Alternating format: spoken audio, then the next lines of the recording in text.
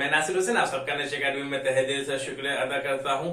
इस वीडियो में हम लोग जो देखने वाले हैं, समझने वाले हैं और पढ़ने वाले ये हैं कि बिहार की नदियां और नहरें, reverse and canals of Bihar. इस वीडियो उन सब लोगों के लिए उतना ही महत्वपूर्ण है जो कि बिहार से जुड़ी हुई सारे एग्जाम्स को देना चाहते हैं। जैसे बिहार का बीपीएससी हो, सीडीपीओ हो, एसआई हो, दरोगा हो, या फिर बिहार एसएससी हो, या फिर बिहार से जुड़ी हुई जितने भी एग्जाम्स हैं जिसमें से कि बिहार स्पेशल या फिर बिहार से जुड़ी हुई जो सवाल आते हैं उनके लिए उतना ही इंपॉर्टेंट है। और साथ में ये भी है कि जो बाहर के लोग जो भी बिहार के एग्जाम से कोई भी एग्जाम से अगर वो जुड़ना चाहता है उसके लिए भी ये वीडियो उतना ही महत्वपूर्ण है। सो गाइज, अब हम लोग यहाँ से आगे बढ़ते हैं। हम लोग एक सिस्टमेटिक तरीका से समझने की कोशिश करेंगे कि इनसे जो एग्जाम में कहां से कैसे कैसे सवाल पूछा जाता है हम हर पहलू को यहाँ पर समझने की कोशिश करेंगे। अब हम लोग यहाँ से आगे बढ़ लेते हैं। सबसे पहले हम लोग ये देखेंगे कि अगर बिहार की नदियों की अगर हम बात करें तो उसमें यह है कि दो तरह की नदियां आपको देखने को मिलेगी। एक वो नदियां जो कि नॉर्थ बिहार या फिर उत्तर बिहार से बहने वाली नदियां हैं, जो कि उसका जो उद्गम है या फिर ओरिजिन है कुछ ही बिहार में होती है, बाकी नेपाल में वगैरह होती है, जो कि हालांकि ये सबके सबका हिमालयन रिवर्स के भी नाम से जाना जाता है या फिर हिमालयन नदी होती है। दूसरी वो नदियां होती जो कि दक्षिण बिहार से बहती है, जो कि मध्य प्रदेश और साथ में झारखंड से जो नदियां आती हैं वो सारे के सारे कहां गंगा में आकर के मिल जाती हैं। क्योंकि अगर हम लोग देखें बिहार के नक्शा को, अगर हम देखें मैप ऑफ बिहार को अगर देखें तो बिहार की मैप कुछ यूज तरह से है ना। जैसे आप देखें, ऐसे देख लेंगे तो ये अगर नॉर्थ है, ये साउथ है, तो आपके ऐसे कुछ है कि जैसे कि नदियां ढाल टाइप का है, स्लोप है, थोड़ा सा ऐसे की नदियां जो बहती है इधर से आकर के बीच में कहा गंगा नदी है, उसमें आकर के सारी नदियां क्या हो जाती है, मिल जाती है और बे ऑफ बंगाल में जाकर के सारे के पानी क्या हो जाता है, वहीं पे चला जाता है, विलीन हो जाता है। अब हम लोग देख लेते हैं बिहार की नदियों को अगर हम दो कैटेगरी में डिवाइड करते हैं। पहला है हिमालयन नदियां या फिर हिमालयन रिवर्स, या फिर उसको कह सकते हैं कि उत्तर बिहार की नदियां। दूसरी नदियां वो है प्रायद्वीप नदियां कह सकते हैं, या फिर पहाड़ी नदियां कह सकते हैं, या फिर दक्षिण बिहार की नदियां कह सकते हैं, साउथ बिहार की नदियां। अब हम लोग उसको वन बाय वन देख लेते हैं। जैसे आप सब जानते हैं कि this is called the map of Bihar. उतना अच्छा तो नहीं है बट काम चलाने के लिए अच्छा है। चलिए जी, आप सब जानते हैं कि बिहार की वो नदियां जो ये बीच से एक बड़ी जो नदी गुजर रही है, इसी का नाम क्या है, गंगा है। गंगा, इन्हीं गंगा नदी जो है बिहार को लगभग दो हिस्सों में डिवाइड करती है। देखिए जो जितनी सीधी मैंने ये लाइन बनाई है, गंगा नदी उतनी सीधी बहती नहीं है, नदियां हैं सीधी तो बहेगी नहीं। तो सिंपलिसिटी फॉर द अंडरस्टैंडिंग तो हमने क्या किया है, इसको थोड़ा सा मैंने सीधा कर दिया। नदियां थोड़े से क्या है, टेढ़ा मेढ़ा बहती है। चलिए जी, अब हम देख लेते हैं गंगा नदी की टोटल अगर मैं लंबाई की मैं बात करूं वो 2525 किलोमीटर है। यह बिहार में इसकी जो फ्लो है लगभग 450 कह सकते हैं, 445 किलोमीटर तक इसकी पूरी लंबाई बिहार में यह बहती है। इस बात को आपको याद रखना है। गंगा नदी से भी कुछ बातें थी वो हमने जोड़ ली। और बिहार मतलब इंडिया की सबसे लंबी नदी है, जो लॉन्गेस्ट रिवर है इंडिया की, वो गंगा नदी की ही है। इसको बिहार में 445 किलोमीटर बहती है। याद करने के लिए थोड़ा सा आप 450 बोल भी सकते हैं। चलिए जी, इनसे जुड़ी हुई बात आ गई। हम सबसे पहले जैसे कि हम जब सब जानते हैं कि बिहार का अगर उत्तर में देखें तो इधर नेपाल है, इधर क्या है, इधर नेपाल है, और साथ में अगर हम लोग देखें तो इस साइड में क्या है, झारखंड है। ये बिहार का क्या है, आप कह सकते हैं कि उसके बाउंड्री स्टेट्स हैं। इधर आप चले जाए तो ममता दीदी का राज्य है, मतलब वेस्ट बंगाल है। अगर इधर आ जाए तो बुलडोजर बाबा का राज्य है, जिसे हम उत्तर प्रदेश के नाम से जानते हैं। आ रही बात समझ में, इतना तो आपको पता ही होगा। चलिए अब हम लोग नॉर्थ बिहार या फिर उत्तरी बिहार का हम नदियों को देखते हैं, जिससे कि आपके एग्जाम में सवाल पूछे जाते हैं। पहले अगर मैं बात करूं सबसे पश्चिमी नदी अगर मैं बात कर रहा हूं उत्तर बिहार का, तो सबसे नदी ये नदी है। ये नदी है जिसको हम लोग उत्तर प्रदेश में सरयू नदी के नाम से जानते हैं। वही नदी जो कि बिहार में आते आते उसका नाम घाघरा नदी पड़ जाता है। और ये कहा, सारण में एक जगह है जहां पर आकर के ये गंगा में ये नदी मिल जाती है। तो पहला नदी का नाम घाघरा है, जो कि उत्तर प्रदेश और बिहार का हल्का सा बॉर्डर शेयर करता है। अब हम लोग अगर दूसरी नदी की अगर मैं बात करूं तो वेस्ट चंपारण से एक नदी ऐसे बहती है, हमने थोड़ा सा पढ़ने के लिए हमने नदियों को सीधा किया है, जबकि नदियां टेढ़ी मेढ़ी बहती हैं। तो इसमें दूसरी जो नदी का नाम है, इसका नाम गंडक नदी है। ये गंडक नदी कहाँ, लगभग ये सारे के सारे हम लोग बात करेंगे ओरिजिन कहाँ से होती है और ये कहाँ आकर के विलीन हो जाती है, हम लोग उसको भी देखेंगे। इसका नाम गंडक नदी है। ये गंडक नदी लगभग पहलेजा घाट में जाकर के गंगम आकर के मिल जाती है। तो नॉर्थ बिहार की दूसरी नदी। तीसरी नदी जो कि कहा पश्चिमी चंपारण से बहते हुए ये आकर के कहा गंगा में आकर के मिल जाती है, उसका नाम क्या है, बूढ़ी गंडक है। पहली नदी का नाम हमने घाघरा देखा, फिर गंडक, देन बूढ़ी गंडक।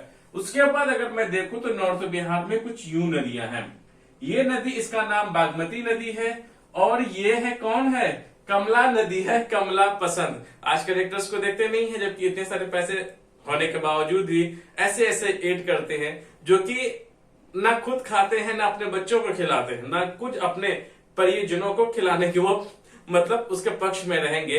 लेकिन ये लोग क्या करते हैं, हम जैसे आम लोग, मैं तो नहीं करता हूं, तो इससे क्या होता है कि देखिए इन सब, कमला है ना, कमला पसंद, अजय देवगन और साथ में शाहरुख खान, शायद अक्षय कुमार भी आने वाले हैं। इतने बड़े बड़े एक्टर्स हैं, इनके पास अथाह पैसा है, फिर भी एक ऐसी चीज जो कि उस जानते हैं कि हमारे जो सेहत के लिए कितना ज्यादा नुकसानदायक है, फिर भी उन लोग क्या करते हैं, इस चीज को एडवर्टाइज करते हैं। इसीलिए रवीश कुमार जी क्या करते हैं कि आप किसी का ज्यादा फैन मत बनिए, जब किसी का फैन बनेंगे तो फैन की तरह ऐसे ही घुमाते हैं। उन लोग सिर्फ एक फेस वैल्यू है, जिसकी वजह से कितने सारे लोग जो हैं उसका सेवन करते हैं। खैर उनकी भी गलती नहीं है, लेकिन फिर भी उसकी एक नैतिक जिम्मेदारी बनती समाज में कि वो कमला पसंद चीजों को जो क्या है ऐसे एडवर्टाइज नहीं करना चाहिए, क्योंकि इंडिया की बहुत बड़ी एक फेस वैल्यू में से जो हीरो हीरोइंस होते हैं। आ रही बात समझ में? चलिए अब हम लोग यहाँ पे आ जाते हैं कि कमला में, आज इसका मतलब कमला नदी। ये जो कमला नदी है और एक दूसरी कोशी नदी इस तरह से आकर के तीनों एक जगह मिलती है, जो कि ऐसे करके फिर फ्लो हो जाती है।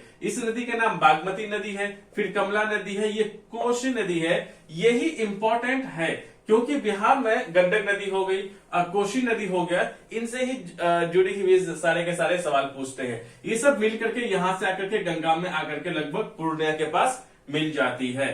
तो इनसे ये भी है कि देखिए इस सब की खासियत ये भी होती है कि ये नदियां जो है ना, जब ऐसे साउथ मतलब नॉर्थ बिहार से या फिर उत्तर बिहार से जब बहती हुई आती है ना, लास्ट में थोड़ी सी जो कि अपने साथ में छोटे छोटे कंकड़ पत्थर वो जब लाते हैं ना, जब गंगा से मिलने से पहले थोड़ा सा ये नदी क्या ऐसे उठ जाती है थोड़े से, जिसके वजह से पानी ज्यादा पास नहीं होता है कि ये पानी कभी इधर कभी इधर कभी इधर कभी उधर मतलब रास्ता बदल लेती है।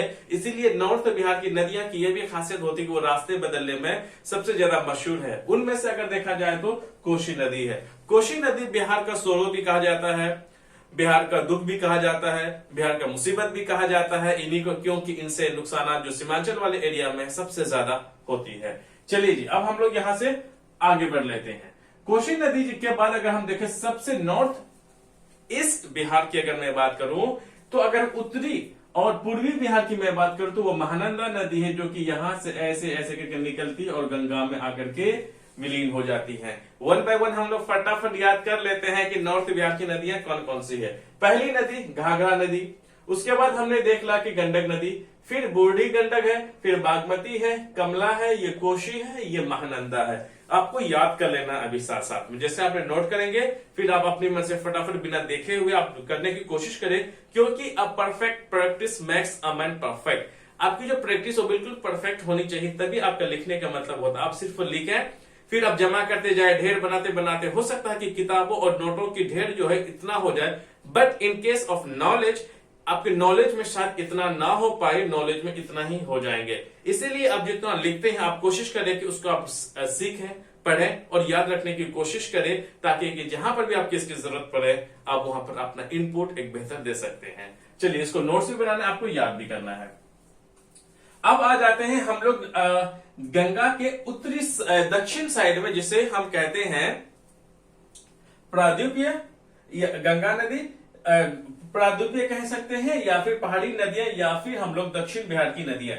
दक्षिण बिहार की अगर मैं सबसे पहले अगर मैं बात करूं तो ये जो नदियां कुछ ऐसे बिहार और उत्तर प्रदेश के साथ क्या कर लेती हैं, ये सारे के सारे यहां से ऐसे करके नदियां बहती हैं, जो कि इस साइड में आकर के मिल जाती है चौसा के पास, बक्सर जिला में चौसा है, वहीं पर कर्मनाशा नदी है। क्या नाम है इसका? कर्मनाशा नदी है, जो कि यहाँ पर आकर के मिल जाती है गंगा में। और दूसरी नदी की अगर मैं इंपॉर्टेंट अगर नदी की मैं बात करूं, वो है सोन नदी। सोन नदी एक होता है आपका पुनपुन नदी। ये दोनों को दोनों मध्य प्रदेश से निकलते हुए ये इस बिहार दक्षिण बिहार के कुछ जिलों से होते हुए वो कहां आकर के गंगा में आकर के मिल जाती है। सो ये वाली जो नदी का नाम है, इसका नाम सोन नदी है, रिवर सोन है ये। और ये दानापुर में आकर के कहा गंगा नदी में मिल जाती है। एक तरफ से गंडक, दूसरी तरफ से दानापुर, एक तरफ से गंगा मिलकर तभी पटना शहर का क्या होता है? निर्माण होता है, जिसे हम बोलते हैं पटना शहर का संगम भी जिसे हम बोलते हैं। चलिए, सोन नदी जो सोन नदी पर एक परियोजना है जिसको हम लोग बोलते सोन रिवर प्रोजेक्ट, जो कि डेहरी ऑनसोन के पास है। लगभग 1874 में अंग्रेजों के टाइम में बिहार का सबसे पुराना परियोजना में से, प्रोजेक्ट में से यही एक है, पहला है जो कि बिहार का सबसे पुराना प्रोजेक्ट है या फिर परियोजना है। अंग्रेजों के द्वारा 1874 में 1874 में ही इसकी स्थापना की गई थी। चलिए जी, सोन नदी में एक प्रोजेक्ट है जिसे हम सोन नदी परियोजना बोलते हैं, सोन रिवर प्रोजेक्ट की बोलते हैं। ये डेहरी ऑनसोन के पास है। ये 1874 में ये बनाया गया था, अभी तक भी ये एक्टिव में है। और उसके बाद जो दूसरी जो नदी है, इसके नाम क्या है? इस नदी का नाम है पुनपुन नदी है। ये फतुहा के पास, बिहार में फतुहा एक जगह है जहां पर ये गंगा में आकर के मिल जाती है। ये सोन नदी और पुनपुन नदी दोनों के दोनों मध्य प्रदेश से ओरिजिन होती है, वहीं से ये नदी का उद्गम होता है, वहीं से ये नदियां निकलती है और बिहार दक्षिण बिहार से कुछ जिलों से होते हुए जाकर के गंगा नदी में जाकर के ये मिल जाती है। उसके बाद ये वाली नदी देखते हैं। ये वाली नदी अगर मैं देखूं, इसका नाम फाल्गु नदी है। ये वही नदी है जो कि गया जिला से बहते हुए जाकर के गंगा में मिल जाती है। ये फाल्गु नदी है जिसके गौतम बुद्ध को पेड़ के नीचे, जिसे बौद्ध ट्री के भी नाम से जानते हैं, बौद्ध पेड़ के भी नाम से जानते हैं, उसी बौद्ध पेड़ के नीचे और फाल्गु नदी के जस्ट ऊंचाई में थोड़ा सा उसके ऊपर, उसके बगल में ही यहाँ पर किसको? गौतम बुद्ध को एनलाइटमेंट या फिर उसको ज्ञान की प्राप्ति होती है। अब हम लोग आगे की तरफ बढ़ लेते हैं।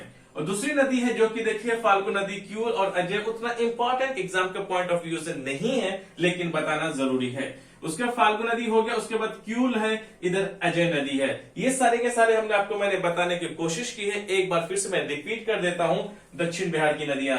पहली नदी जिसका नाम कर्मनाशा है, कैसे है इसीलिए कर्मनाशा हो गया। उसके बाद सोन नदी है, सोनम गुप्ता पता है ना क्या थी, चलिए ये था यहाँ पे सोन नदी है। उसकी ये दानापुर में जाकर के मिल जाती। उसके बाद नदी है पुनपुन नदी है, सोन नदी, पुनपुन नदी, ये दोनों को दोनों मध्य प्रदेश से निकलती है। और कर्मनाशा जो है वो नीलकंठ से, नीलकंठी जो पहाड़ है वहां से निकलते हैं। ये फाल्गु नदी है, ये क्यूल है, ये अजय नदी है। ये रही दक्षिण बिहार की कुछ नदियां जो कि मैंने कुछ किया, सारी नदियां जो कि आपके एग्जाम के पॉइंट ऑफ व्यू से इंपॉर्टेंट है। अब इनसे जुड़ी हुई वो सवाल है जो कि एग्जाम के पॉइंट ऑफ व्यू से और भी अति महत्वपूर्ण हो जाता है। उन सब चीजों को अब हम लोग यहाँ पे देख लेते हैं वन बाय वन। चलिए, अब हम लोग यहाँ से आगे की तरफ देख लेते हैं अब इनसे हुई जुड़ी हुई बातों जो कि आपके एग्जाम के पॉइंट ऑफ व्यू से अति महत्वपूर्ण बन जाता है।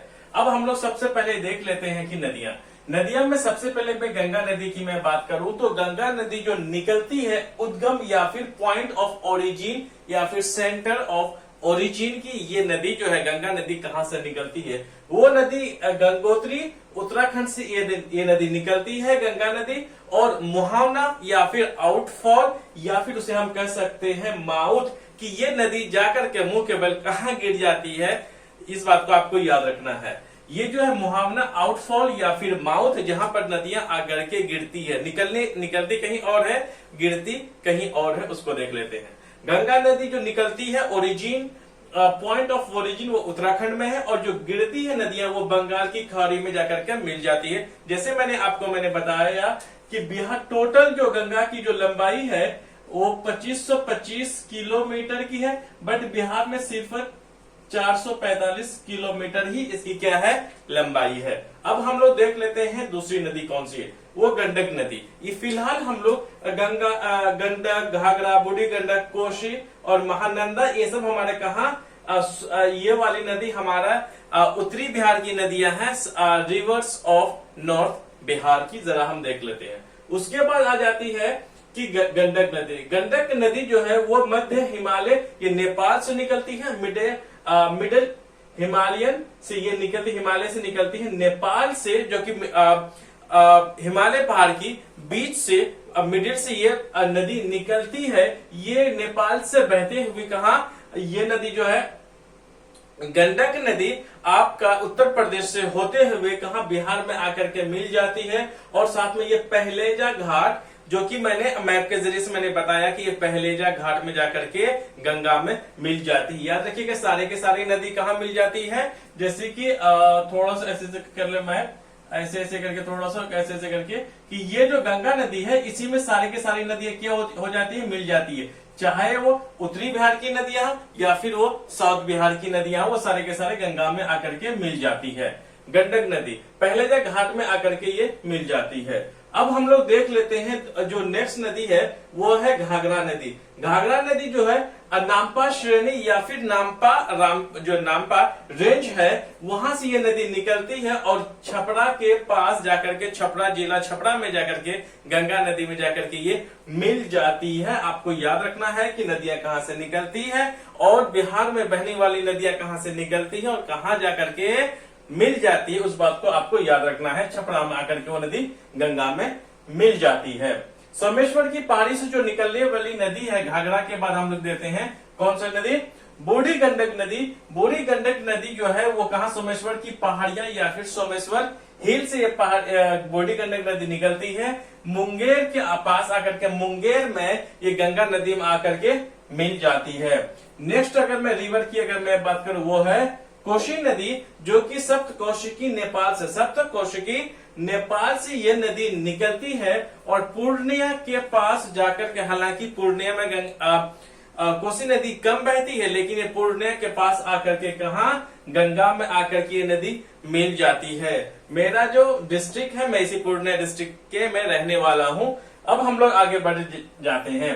अब देख लेते हैं कि दूसरी नदी जो कि नॉर्थ बिहार की सबसे पूर्वी नदियों में से आता है, उसका नाम है महानंदा। महानंदा जो है वो महाभारत श्रेणी से, ग्रेट इंडिया रेंज से ये नेपाल से नदी निकलती है और बिहार में आकर के एंट्री करती है और कटिहार डिस्ट्रिक्ट में, कटिहार में आकर के ये गंगा नदी में जाकर के विलीन हो जाती है, मतलब उसमें जाकर के ये मिल जाती है। अब देखिए ये जितनी नदियां हैं ये हमारी जो है वो उत्तरी बिहार की सारी नदियां हैं। आप 1 बाय 1 याद भी कर सकते हैं, जो कि हमने पहले मैप के जरिए से हमने देख लिया। अब हम लोग आ जाते हैं सोन नदी। सोन नदी जो है मध्य प्रदेश, जो अमरकंटक पहाड़ी से ये नदी निकलती है मध्य प्रदेश से, सोन नदी, और ये दानापुर पटना के पास आकर के क्या हो जाती है, गंगा नदी में मिल जाती है। ये इसकी ओरिजिन पॉइंट है गंगा नदी का। ये सोन नदी है, सॉरी सोन नदी है। ये पहले कहाँ निकलती है, अमरकंटक में, फिर बाद में जाकर कहा दानापुर में आकर के मिल जाती है। ये नदी है निकलती अमरकंटक से है, अमरकंटक की पहाड़ियों से, और ये कहा दानापुर पटना में आकर के मिल जाती है। तो अभी इससे पहले मैंने बता दिया था कि सोन नदी हो गई, उधर से गंडक नदी है, अब बीच से गंगा नदी है। उन्हीं तीनों की संगम से बिहार पटना का स्थापना, या फिर कह सकते हैं कि ये शहर जो बसा हुआ है, स्थापित है। अब देख लेते हैं, अब हम लोग आ जाते हैं कर्मनाशा नदी। ये निकलती है विंध्याचल पर्वत, विंध्याचल हिल से ये नदी निकलती है बक्सर डिस्ट्रिक्ट में। बक्सर के पास एक जगह चौसा है जहां पर ये गंगा नदी में आकर के मिल जाती है। इसी कर्मनाशा नदी से अगर मैं बात करूं, कर्मनाशा को ही बिहार का ये पवित्र अनहोली रिवर के भी नाम से जाना जाता है। कोसी नदी के मैं बारे में बोलूं, ये बिहार का शोक भी कहलाता है, सोरो ऑफ बिहार। सबसे ज्यादा अपना रास्ता या फिर मार्ग बदलने वाली जो नदियां हैं वो कोसी नदी है। इस बात को भी आपको पॉइंट नोट कर लेना है। अब हम लोग आगे की तरफ बढ़ते हैं। एक नदी है जिसका नाम पुनपुन नदी है, ये भी मध्य प्रदेश से निकलती है। पठारी भाग या फिर प्लेटियो पार्ट जो है मध्य प्रदेश की, ये नदियां निकलती है। फतुहा, पटना के पास जो फतुहा है, फतुहा, उसी पे जाकर के ये गंगा नदी में इसी पॉइंट पे आकर के मिल जाती है। अब हम लोग देख लेते हैं दूसरी नदी, वो है छोटा नागपुर की पठार से कौन सी नदी, फाल्गु नदी जो है वो छोटा नागपुर के जो पठार है वहां से ये नदी निकलती है और गंगा में टाल क्षेत्र में आकर के मिल जाती है। अगर से देखें इस जगह की फाल्गु नदी इस जगह है, ताल क्षेत्र वो क्षेत्र होता है जो कि गंगा से कुछ किलोमीटर, लगभग 3-4 किलोमीटर इस साइड में आकर के ऐसी लंबी सी परत होती है, जहां पर की नदियां उतनी पावरफुल, मतलब इसमें पानी का फ्लो बहुत कम रहता है, ज्यादा नहीं रह पाता, और सब नदियां की वजह से ये जो कंकड़ वगैरह जो इस नदियां जो लाती है पहाड़ों से, और यहाँ पे ये ऊपर नहीं जा पाती है, तो ये पानी इधर उधर फैल जाता है, उसी को हम लोग ताल क्षेत्र कहते हैं। सो गाइस, फाल्गु जो नदी है वो गंगा क्षेत्र के ताल क्षेत्रों में ये फैल जाती है। अजय नदी हो गई, क्यूल नदी होगी, उनसे सवाल बहुत कम पूछा जाता है, इसीलिए फिलहाल आपको इतना ही याद रखना है। मैंने यहाँ पे एक छोटे से वीडियो के जरिए मैंने यहाँ से बताने की मैंने कोशिश की बिहार की नदियों के बारे में और उनसे जुड़ी हुई सवाल। अब हम लोग आ जाते हैं नहरें या फिर कैनाल्स। बिहार में कौन कौन सी नहरें हैं उसको जरा हम लोग देख लेते हैं। सबसे पहले अगर मैं देखूं, जो गंडक नदी है, जो कि इस वाले में वेस्ट चंपारण में ये जगह है, ये नदी बहती है, इस जगह पर कई सारी आपका क्या है, नहरें हैं। पहला त्रिवेणी नहर, तिरहुत नहर, सारण नहर और तेऊर नहर। 1, 2, 3 ये 4 जो नहरें हैं, ये सारे के सारे कहा गंडक नदी के पर है। और यही चारों नहर से क्या होते हैं कि ये सिंचाई के लिए और जो पानी की सिंचाई होती है, जिसके वजह से आसपास की जो एरिया होती है वहां पे सिंचाई करने के लिए सबसे ज्यादा आसान होता है। इसी से यहीं पर कई सारे सिंचाई परियोजना भी लगाया गया है कि जो आसपास की जो क्षेत्र है आसानी से वहां पर जो पानी का इस्तेमाल है वो खेतों के लिए कर सके।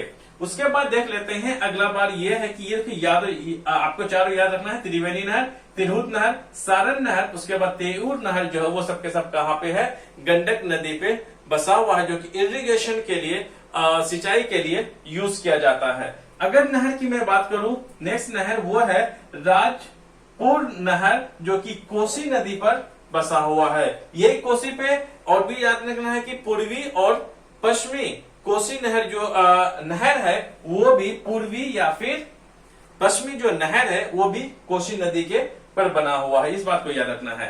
पश्चिमी सोन नहर, वेस्ट सोन कैनाल या फिर पूर्वी सोन कैनाल, वो भी किसमें, सोन नदी पर बना हुआ है। ये सोन नदी है, सोन नदी के पश्चिम तरफ और पूर्वी तरफ कौन सा नहर है, वो सोन नहर है। याद रखना है कि सोन नहर जो है वो सोन नदी पर है। जो पानी को सोन नदी से पश्चिम तरफ जिस पानी का निकासी किया गया है, पानी का एग्जिस्ट किया गया है, उसको हम लोग बोलेंगे पश्चिमी सोन नहर। और जो पूरब साइड में जो सोन नदी का जो पानी का निकाला गया है, एग्जिस्ट किया गया है, निकासी किया गया है, हम उसी को बोलेंगे ईस्ट सोन कैनाल। सो गाइज, मैंने यहां से बेहतर ढंग से मैंने समझाने की मैंने कोशिश की है। यहाँ पर एक बात आपको हमेशा याद रखना है, आपको जब भी या इस बात को आपको याद रखना है कि विजेता जो लोग होते हैं, देखिए लड़ाई जब कहीं पर भी होती है तो वहां कई लोग लड़ते हैं, लेकिन इतिहास के पन्ने में सुनहरे अल्फाज में उन्हीं का नाम लिखा जाता है जो कि वहां पर जंग को जीत लाता है। इसीलिए क्योंकि जब आप एग्जाम देने के लिए जाएंगे तो वहां पे लाखों की संख्या में लोग मेहनत करते हैं और एग्जाम भी देते हैं, उसमें से लेकिन सैकड़ों का ही नाम आता है, क्योंकि फिर उन्हीं सैकड़ों वालों का ही नाम हम सब और आप लोग हम लोग पढ़ते हैं और दुनिया जानती है। मेहनत तो हर कोई करता है, इसीलिए आपको जो मेहनत जो करना है आपको एक राइट डायरेक्शन में करना है, बिल्कुल पॉइंट टू पॉइंट आपको जानना है और चीजों को एक सिस्टमेटिक तरीके से पढ़िए। और कंटिन्यूटी ये बहुत जरूरी है, लगातार होना, कंटिन्यूटी बनाना स्टडी में बहुत जरूरी है। इसीलिए मेरी कोशिश रहती है कि मैं कम से कम टाइम में मैं बेहतर से मैं आपको जानकारी में दे सकूं। So guys, thank you very much.